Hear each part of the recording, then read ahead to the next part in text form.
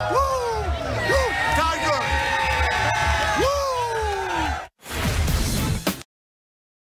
I'm going to tell you, he's a national treasure. Yes. But Ric Flair lost a lot of flair. Oh. I mean, his woo ain't what it used to be. Well, it's take a lot of air in. You get a lot of air Takes out. a little more for him to get to where he wanted to get to. I didn't know he was such a big Rams and Todd Gurley fan. He's a big football fan. Big, huge fan. SEC fan. You see him on the telecast and everything on Saturdays watching some adult tackle football. Good stuff. Time for some stories to start your morning. Tyreek Hill had an excellent game last night. 10 catches, 215 yards, 2 touchdowns. See, how impressive was Hill in this one? I'm so impressed, but he had a lot of tough throws that for a guy with his speed, typically don't have the hands that he has, and his route runs improved so much. Andy Reid talks about him, raves about him being a football junkie. He's all about football, and you could see he's in the backfield, he's in the slot, and his ability to be able to retain that football allows them to be effective. He definitely is a #1 receiver. You can see the traits in him. A go-to guy, defeat the double team, always a deep threat. So he's one of the most exciting players in the NFL. And late in the game, the catch he made on the sideline, jumping where Sam Shields disrupts the ball, he secures it and taps 3 feet down to go along with. He's made these running backwards touchdown catches throughout the year where he's falling backwards. He's been spectacular. On the other side of the ball, Aaron Donald might have had the game of the season. 2 sacks, forcing 2 fumbles, one which led to a score for the Rams. Nick, how dominant was Aaron Donald last night? He's playing the D-tackle position, the best anyone's played it since Warren Sapp.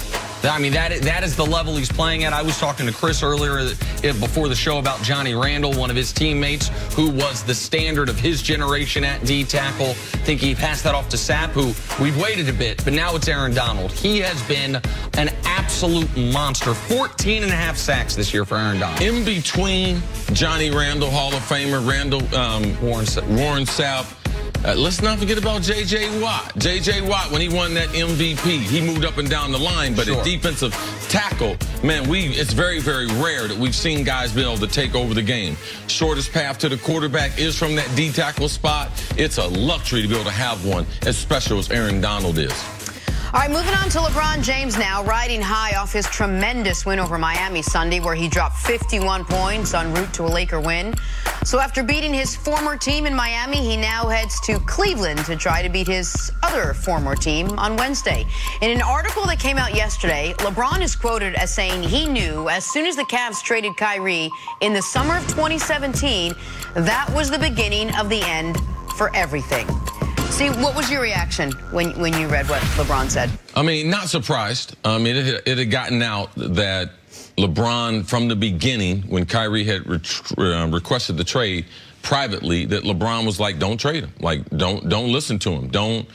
Don't fall to his demand. So I wasn't surprised by that. There were a few other things along the way as far as them not getting other players and not being able to acquire other players that might have been able to salvage LeBron staying there. But ultimately, it was in the cards for him to leave. Not just because of basketball, but because of who owns the basketball team. And Dan Gilbert. Him and LeBron, not unless they added another superstar to replace Kyrie, would LeBron stay there. It didn't fit in his business model as far as what he wanted moving forward. So I'm not surprised, not shocked at all that LeBron, who owned 2 houses in Los Angeles, decided that he was going to go to the Lakers. And this is all about Dan Gilbert. And this is this article that the Kyrie stuff, I don't think was breaking news to a lot of people. But the nugget in there that I thought was great reporting was that as Kyrie was about to be traded, that Ty Lue drove to see LeBron, who was doing an autograph signing in Santa Monica, actually, got LeBron on the phone with the new GM, Kobe Altman. LeBron expressed, do not trade him. We can fix this. He's got 2 years left on his deal. And according to 4 people that were privy to the conversation, Kobe told him, all right, we won't trade him. And within 15 minutes, Kyrie was traded. And that's when LeBron says on the record, that's how I knew that Kobe was not going to be David Griffin, who was actually in charge, the previous GM, that this was going to be Dan Gilbert's operation.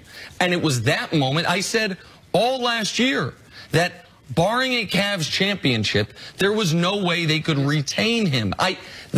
LeBron, it should not not be overstated the level of betrayal I think he felt when he comes back to Cleveland, signs a one-year deal, signs another one-year deal. They win a championship. He signs a 2-year deal. And so